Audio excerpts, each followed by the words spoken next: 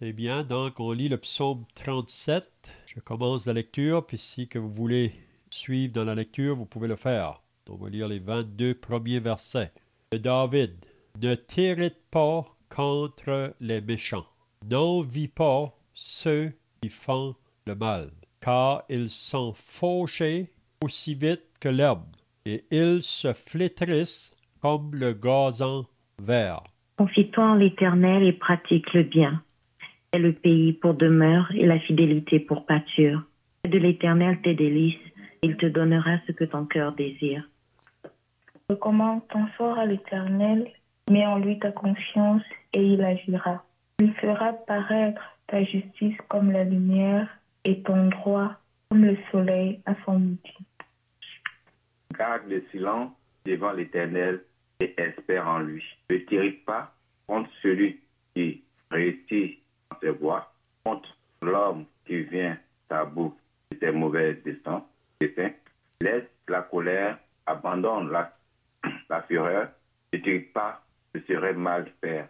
Car les méchants seront retranchés, et ceux qui espèrent en l'Éternel posséderont le pays. Encore un peu de temps, et le méchant n'est plus. Tu regardes le lieu où il était, et il a disparu. Les misérables possèdent le pays et ils jouissent abondamment de la paix.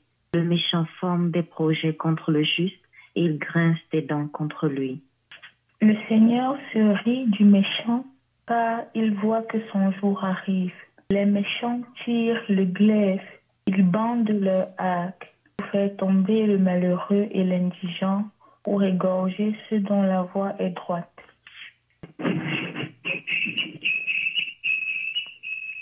Leur glaive entre dans leur propre cœur, et leur arc se brise. Mieux vaut le peu du juste que l'abondance de beaucoup de méchants. Car les bras des méchants seront brisés, mais l'Éternel soutient les justes. L'Éternel connaît les jours des hommes intègres et leur héritage dure à jamais.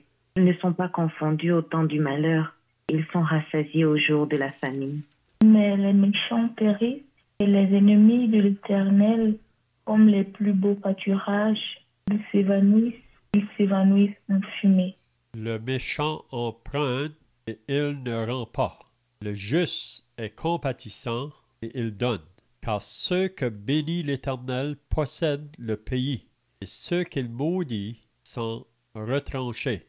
L'Éternel affermit les pas de l'homme, et il prend plaisir à sa voix. Amen. On va arrêter là. On peut peut-être arrêter là pour aujourd'hui. Donc, ce matin, je me demandais quelle lecture que je pourrais faire ce soir. Puis mes pensées ont été arrêtées sur le psaume 37. Et si on lirait le psaume premier, c'est un peu semblable au psaume 37. C'est juste que le psaume premier, il y a 6 versets, tandis que le psaume 37, il y a plusieurs versets.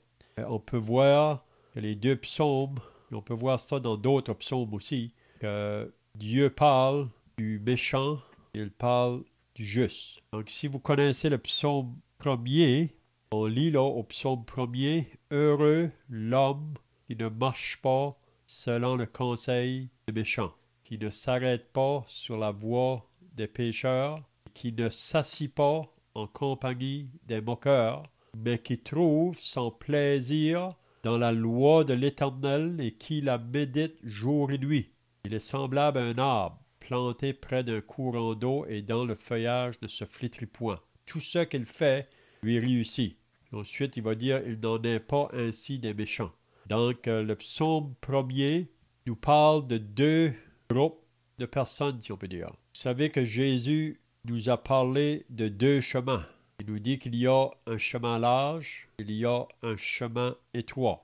Sur le chemin large, Jésus dit qu'il y en a beaucoup qui sont sur ce chemin. Mais la fin du chemin, c'est la perdition. Le chemin étroit, il y en a peu qui le trouvent, mais la fin de ce chemin, c'est la vie éternelle.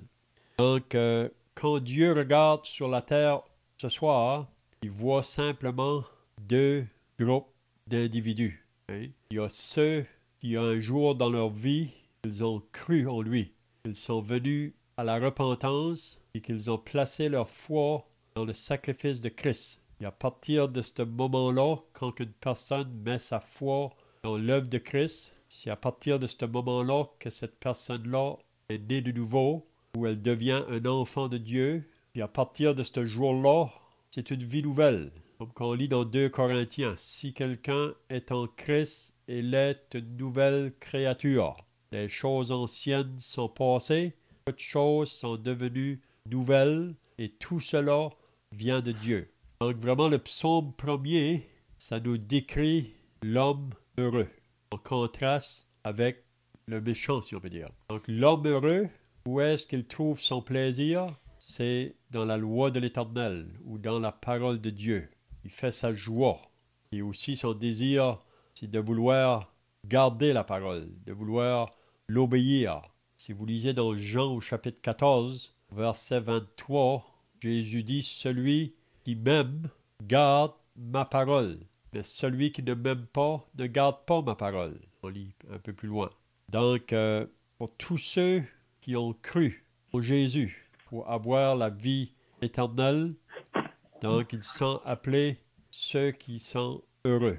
Parce que on ne peut pas trouver le bonheur en dehors de Jésus. C'est vrai que le monde aujourd'hui offre un certain bonheur, hein, mais ce n'est pas le bonheur que Dieu veut nous révéler. Le vrai bonheur qui vient de Dieu se trouve en Jésus. Jésus a pu dire à la femme samaritaine, vous vous rappelez? Celui qui boira de cette eau aura encore soif, mais celui qui boira de l'eau que je lui donnerai n'aura jamais soif. Et on sait que cette femme samaritaine, ce jour-là qu'elle a rencontré Jésus, au puits là, elle était venue pour chercher de l'eau, mais si vous vous rappelez, elle est partie de là en laissant sa cruche au puits. Elle est partie dans sa ville pour dire « Venez voir un homme qui m'a dit tout ce que j'ai fait, n'est-ce pas le Christ? » Ça nous dit qu'il y a plusieurs qui ont cru au Seigneur Jésus à cause de son témoignage à elle. Donc, on croit que c'est encore la même chose aujourd'hui. Quand une personne reçoit Christ comme son sauveur, il y a une joie qui se fait à l'intérieur, dans l'âme de la personne. Et sa joie, vraiment, c'est de vouloir faire connaître le Sauveur aux autres qui l'entourent, soit dans sa famille, soit au travail, soit à l'école. Partout, on veut le faire connaître. Et plus qu'on parle de lui, plus qu'on veut parler de lui. Il y a une joie vraiment de communiquer la parole de Dieu aux autres. Donc, je ne sais pas si quelqu'un a d'autres pensées ici, là, ou si vous avez des questions. Sinon, on va débuter le chapitre 37, le psaume 37. Donc, le psaume 37 commence en disant « de David ». Donc, on peut voir que c'est un psaume que David a écrit. Si vous lisez les psaumes, vous allez remarquer que David a écrit plusieurs psaumes. Et aussi, pour comprendre les psaumes, parfois Dieu doit nous faire passer par des circonstances pour qu'on puisse comprendre la pensée de David là, quand il a écrit ces psaumes. Vous savez que David, dans son chemin, il a rencontré beaucoup d'opposition parce qu'il était un homme qui voulait faire la volonté de Dieu. Et c'est encore la même chose aujourd'hui. Tous ceux qui veulent vivre pieusement en Jésus-Christ seront persécutés. C'est ce que l'apôtre Paul dit à Timothée. Donc on peut voir David. C'est vrai que David a eu 2 manquements dans sa vie. C'est arrivé presque au même temps là, quand c'est arrivé. Il a péché contre Dieu. Mais David, par la suite, il a été vraiment attristé de ce qu'il avait péché contre Dieu. Il est venu à Dieu pour confesser son péché. Et Dieu l'a pardonné. Et par la suite, on voit un homme qui voulait faire la volonté de Dieu en tout temps. Si vous lisez le psaume 101, vous allez voir comment ce que David, dans sa maison, il avait pris une résolution qu'il ne mettrait rien de mauvais devant ses yeux. Et dans sa maison, il n'allait pas permettre des choses qui étaient contraires à la volonté de Dieu.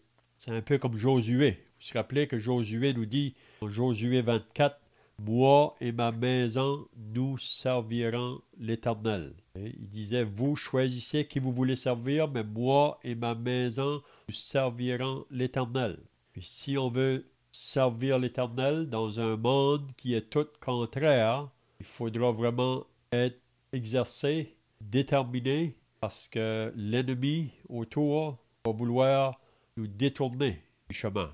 On a 3 ennemis vraiment à faire face à chaque jour pour le croyant.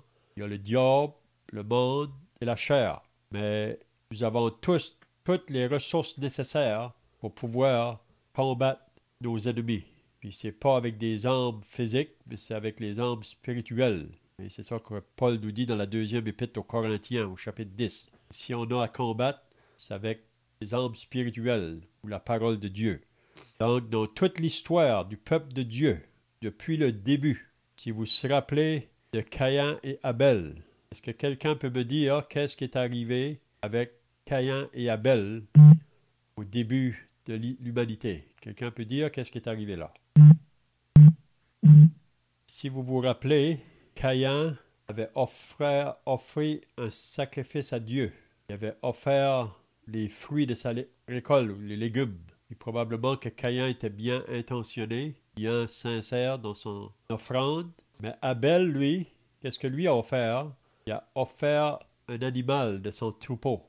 Et si vous vous rappelez, ça nous dit que Dieu a accepté le sacrifice d'Abel ou l'offrande d'Abel, mais il n'a pas accepté l'offrande de Caïn. Est-ce que quelqu'un sait pourquoi que Dieu a accepté celui d'Abel, mais pas celui de Caïn? Est-ce que quelqu'un connaît les raisons de ça? Vous avez des pensées là? Well, Abel a fait son offrande selon le cœur de Dieu, selon la volonté de Dieu. Il a offert un animal, une vie en sacrifice, mais Caïn a offert le fruit de son travail, de son effort, et qui n'est pas le commandement de Dieu.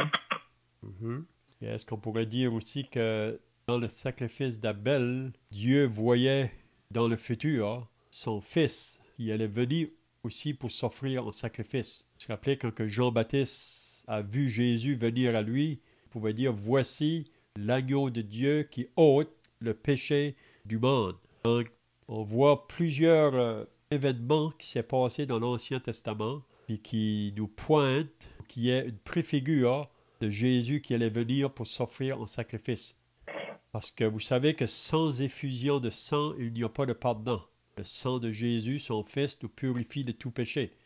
Donc, dans l'Ancien Testament, pour couvrir le péché, ça ne pouvait pas ôter le péché, mais pour couvrir, il fallait toujours offrir une victime innocente, un animal qui devait mourir.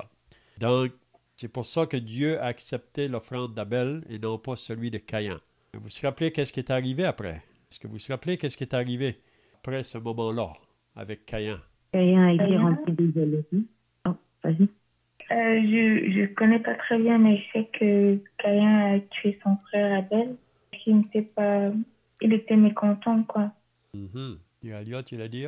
Oui, c'est ça exactement. Rempli de jalousie, il a tué son frère. Mais on remarque aussi que Dieu a parlé à Caïn. Hein? Parce que Dieu n'acceptait pas son offrande, ça dit qu'il est devenu irrité dedans de lui. Il était frustré. Mais Dieu a dû parler avec Caïn. Et, vous savez, Dieu a toujours le dernier mot. C'est à Dieu qu'on doit se soumettre. C'est lui le créateur de toutes choses. Donc, on ne doit pas contester avec Dieu. Mais Dieu a repris Caïn pour lui dire « Pourquoi ton visage est-il irrité? Si tu fais le bien, tu relèves ton visage. Mais si tu fais le mal, c'est contraire à la volonté de Dieu. C'est que Caïn n'est pas repentant. Et il ne se met pas d'accord avec la pensée de Dieu.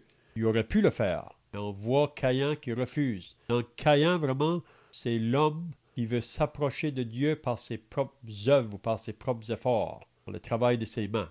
Mais on ne peut pas s'approcher de Dieu de cette manière-là. Parce que, comme Ésaïe nous dit, toute notre justice est comme un vêtement souillé devant Dieu.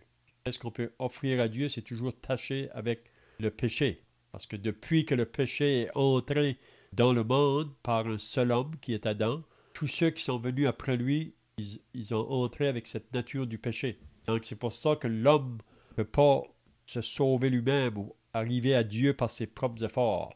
C'est pour ça qu'on lit dans Éphésiens 2, c'est par la grâce que vous êtes sauvés, par le moyen de la foi.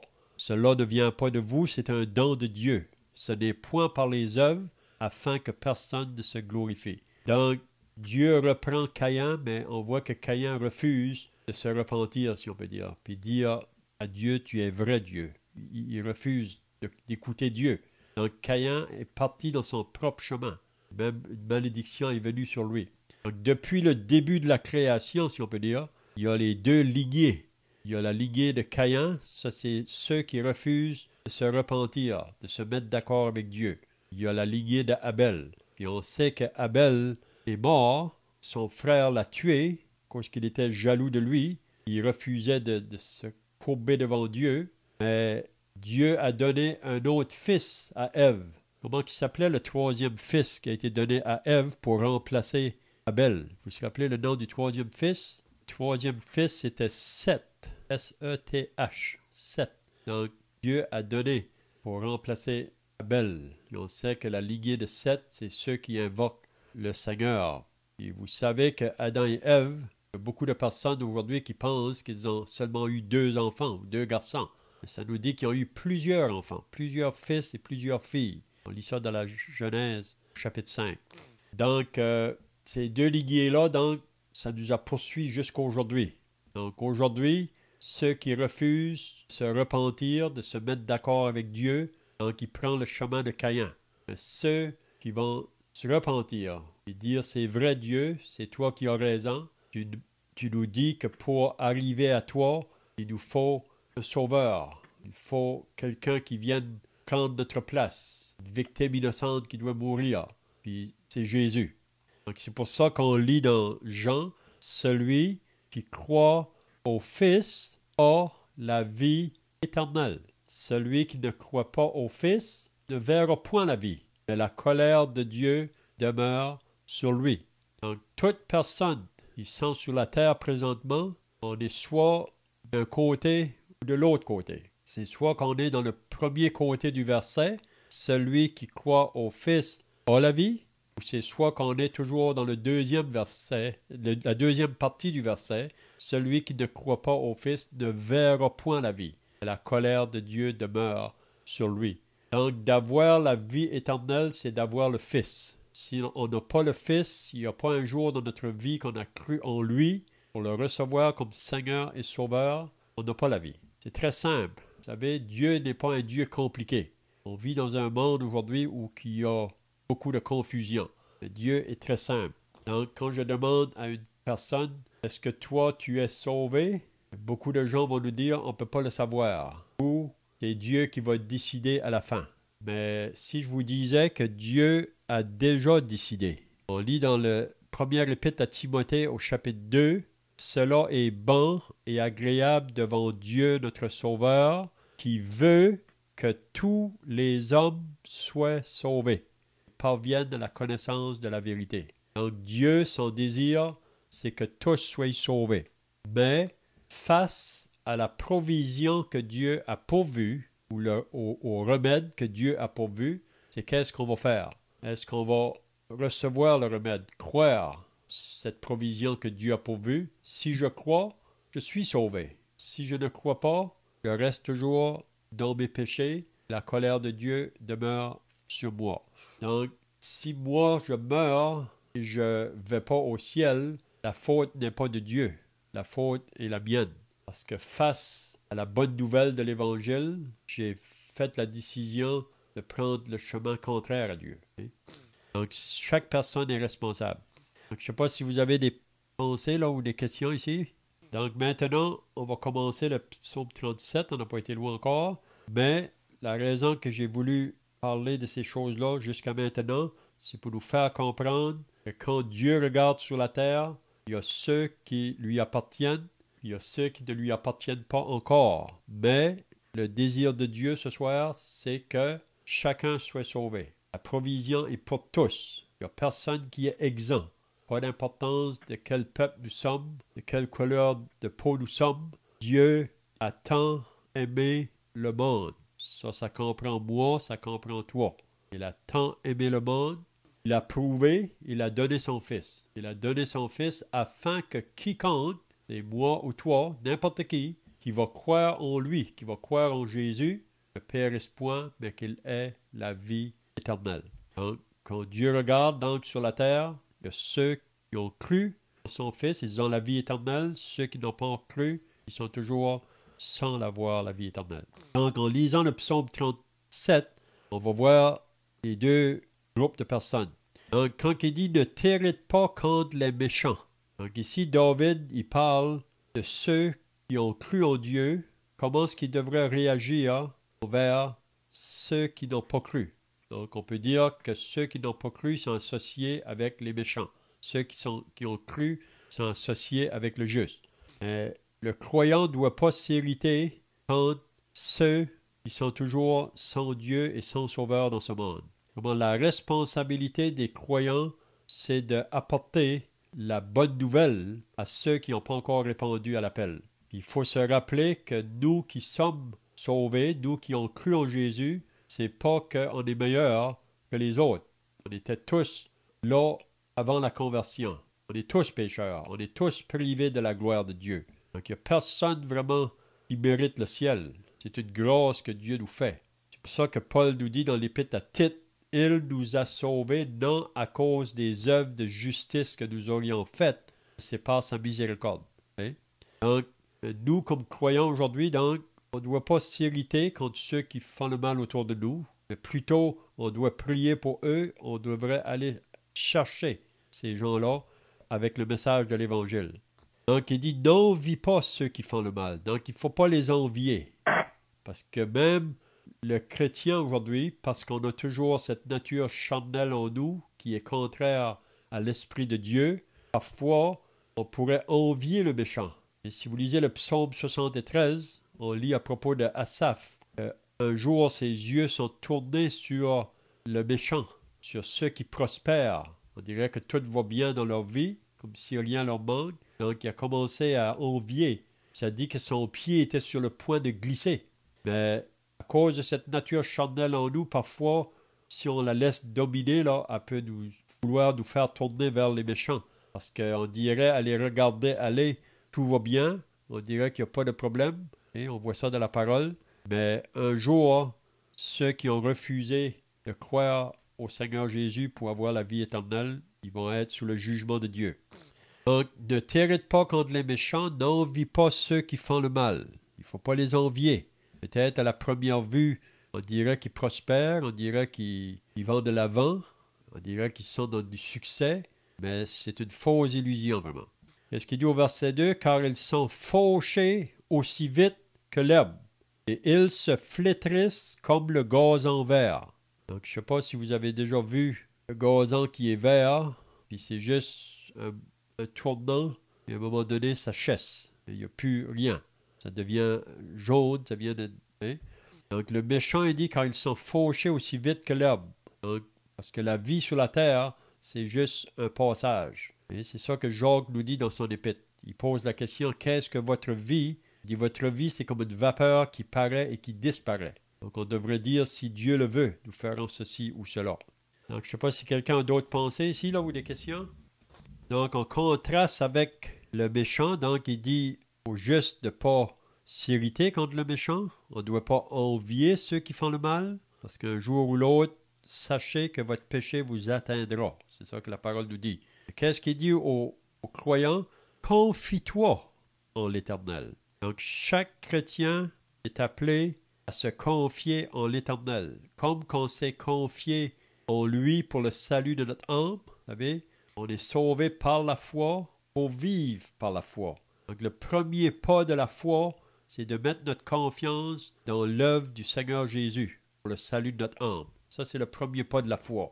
Et la foi, c'est qu'elle croit à la parole de Dieu. Si le Dieu l'a dit, c'est vrai.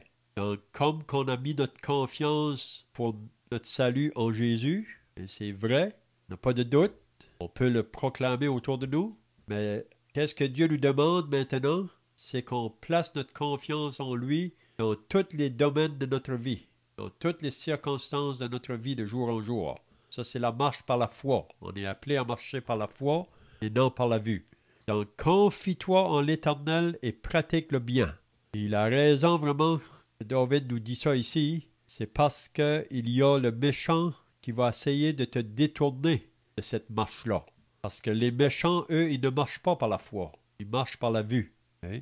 Mais toi qui es sauvé, toi qui appartiens à Dieu, on est appelé à marcher par la foi. Peut-être que le méchant va vouloir, c'est ça qu'on va voir dans ce psaume ici, là. Parce que toi, tu te confies en Dieu, tu veux continuer à faire le bien, même si autour de toi, beaucoup de gens marchent associés avec le mal. Et à cause de cela, tu vas rencontrer l'opposition, les persécutions. Peut-être tu seras tenté à vouloir un peu faire des compromis. Mais ici, David nous dit, confie-toi en l'Éternel et pratique le bien. C'est ça qu'on a appelé comme croyant. Et le pays pour demeure et la fidélité pour pâture. Donc, on devrait chercher toujours à chercher nos ressources dans la parole de Dieu. Et c'est un peu comme le psaume 23. Vous vous rappelez le psaume 23? Est-ce que quelqu'un se rappelle du psaume 23? Qu'est-ce qu'il dit au début? L'Éternel est mon berger, je ne manquerai de rien. C'est ça. L'Éternel est mon berger, je ne manquerai de rien. Il me fait reposer dans de verts pâturages. Il me dirige près des eaux paisibles. Il restaure mon âme.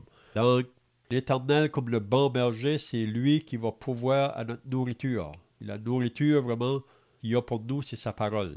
Donc, ça, c'est les verts pâturages. Donc, on devrait toujours nous fier en lui. Hein? Il va prendre soin de nous. Qu'est-ce qu'il dit au verset 4? Fais de l'Éternel tes délices. Donc, l'Éternel devrait être mon plaisir, vraiment, ma joie. Je devrais chercher tout en lui. Et il te donnera ce que ton cœur désire. Donc, si on demande des choses qui sont en accord avec la volonté de Dieu, Dieu va nous les donner. Donc, c'est pour ça qu'on doit faire de lui nos délices. Et si on fait de lui nos délices, on va comprendre quelles sont ses voies, quelles sont ses pensées. Et on va savoir, Dieu nous donne le discernement, quand on va vouloir avoir de certaines choses, que ça, Dieu est en accord avec ça. Parce que si on demande des choses qui sont contraires à sa volonté, il ne va pas le donner. Hein? On voit ça même dans l'épître de Jacques. Donc, est-ce que quelqu'un a des pensées ici? Donc, le verset 5, « Recommande ton sort à l'Éternel. » Donc, c'est encore un peu la même chose. Remets ta vie entre les mains du Seigneur, l'Éternel. Mets en lui ta confiance. Et Jésus pouvait dire à ses disciples, ne vous inquiétez pas de ce que vous aurez à manger, de ce que vous aurez pour vous vêtir. Regardez les oiseaux du ciel, ils ne sèment ni ne moissonnent, ils n'amassent rien dans les greniers, votre Père les nourrit. Donc, si votre Père céleste prend soin des oiseaux, il dit qu'il va aussi prendre soin de vous. Donc, le lendemain aura soin de lui-même. Chaque jour suffit sa peine. Hein? Donc, c'est ça ici, la même pensée. Recommande ton sort à l'Éternel. Mets en lui ta confiance. Et pas des doutes. Vous savez, le diable voudrait nous placer des doutes. Il voudrait pas qu'on se confie en l'Éternel. Mais le Seigneur demande ça à ses croyants. Et il agira. Probablement que vous connaissez dans l'Ancien Testament des personnes qui ont mis leur confiance en l'Éternel et que Dieu les a protégées. Est-ce que vous vous rappelez des personnes dans l'Ancien Testament qui se sont confiées en l'Éternel puis Dieu les a protégées? Est-ce que vous pouvez donner des exemples? Moi, je pense à Joseph, qui, une fois en Égypte, a continué de garder sa confiance en l'Éternel après qu'il a été vendu par ses frères. Et je pense aussi à Daniel, qui même dans la fosse, on continue de garder sa confiance en Dieu. C'est ça. Joseph, c'est vraiment intéressant, hein? Ça nous dit que partout où il était, Joseph, l'Éternel était avec lui. Partout où il était. Donc, parfois, comme tu viens de dire, il a été vendu par ses frères parce qu'ils étaient jaloux de lui, parce que Joseph voulait faire les choses qui étaient bien. Donc, ils l'ont vendu pour se débarrasser de lui.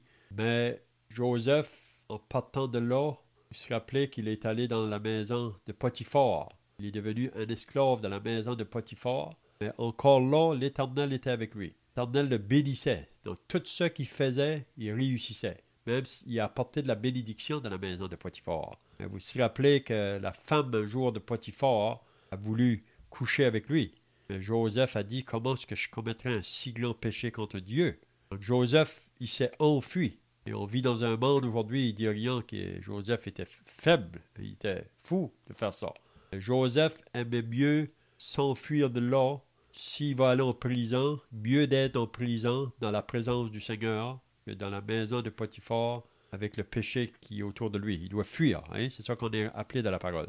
Donc ça, c'est vraiment des exemples. Donc des personnes qui sont confiées en l'Éternel. Donc on est appelé aussi à faire la même chose. OK, le verset 6, « Il fera paraître ta justice comme la lumière. » Donc si on lit l'histoire de Joseph, on peut voir que Joseph, partout où il était comme une lumière. Et on avait vu ça la semaine passée. Nous sommes appelés à être une lumière dans ce monde, ou le sel de la terre.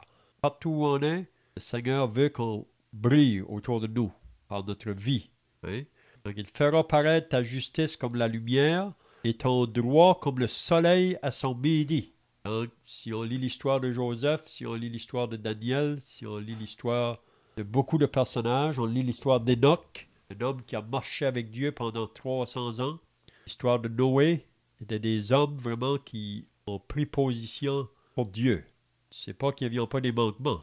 On connaît tous les manquements à un moment ou l'autre, parce qu'on a toujours la nature charnelle en nous. Et quand on manque si on fait des manquements, Dieu nous demande de revenir, puis de confesser, et reprendre la marche de nouveau avec lui. Hein? Donc, le verset 7, « Garde le silence devant l'Éternel. » Donc, parfois, face à des circonstances, parce qu'on est croyant, il y a ceux qui nous entourent, qui veulent nous faire du mal, ou qui veulent nous opposer, ou nous persécuter, ou nous calomnier. C'est ce que la parole de Dieu dit. Et parfois, on ne sait pas comment que Dieu va intervenir. Ça peut même nous apporter des craintes. Vous savez que l'ennemi, s'il y a une chose qu'il veut faire, c'est nous faire peur souvent. Mais qu'est-ce que David nous dit? Face à des circonstances où on ne sait pas comment les choses vont tourner, il faut juste rester en place. Vous vous rappelez quand le peuple d'Israël était en face de la mer Rouge, quand ils ont vu l'armée de Pharaon qui s'en venait pour venir les prendre de nouveau, ça dit qu'ils ont été pris dans une grande frayeur. Ils ont dit à Moïse, « Pourquoi tu nous as portés ici, Moïse? Tu aurais dû nous laisser mourir en Égypte. Pourquoi nous amener ici pour nous faire mourir? » Vous vous rappelez qu'est-ce que Dieu a dit à Moïse pour le peuple? Est-ce que vous vous rappelez? Dieu a dit à Moïse, « Dis au peuple, restez en place et attendez la délivrance que Dieu va vous accorder en ce jour. » Et vous vous rappelez l'histoire, comment est-ce que Dieu les a délivrés du roi Pharaon. Donc, garde le silence devant l'Éternel et espère en lui. Il faut juste être patient. Dieu va intervenir. Si on se confie en lui, on marche par la foi, puis souvent Dieu intervient parfois au dernier moment, au moment où on pensait que la chose ne va pas arriver. On a l'exemple comme Daniel, comme qui a été mentionné tout à l'heure dans la fosse aux lions. Hein? Ou même les amis de Daniel qui ont été jetés de la fournaise au feu. Dieu était là pour les garder. Donc, garde le silence devant l'Éternel et espère en lui. Ne t'irrite pas contre celui qui réussit dans ses voies. Donc, en parlant du méchant, il nous dit qu'on ne doit pas nous irriter, même si ça paraît que ça réussit ses affaires, contre l'homme qui vient à bout de ses mauvais desseins. Parce qu'on peut voir ça dans le monde aujourd'hui. Les gens qui font le mal, souvent, on dirait qu'ils prospèrent. Mais il faut juste les laisser à Dieu. Nous, comme j'ai dit tout à l'heure, notre responsabilité, c'est partager le message avec eux, dans le but que le Seigneur va intervenir pour qu'ils viennent à la repentance et à la foi en lui. Donc, notre temps est passé, donc on pourrait terminer là pour ce soir, puis on pourra continuer peut-être la semaine prochaine, parce que je trouve que c'est un psaume qui est très intéressant. Puis on peut voir ça aussi dans les autres psaumes. Donc, à moins que quelqu'un ait des questions, là, ou d'autres pensées, on va terminer par la prière.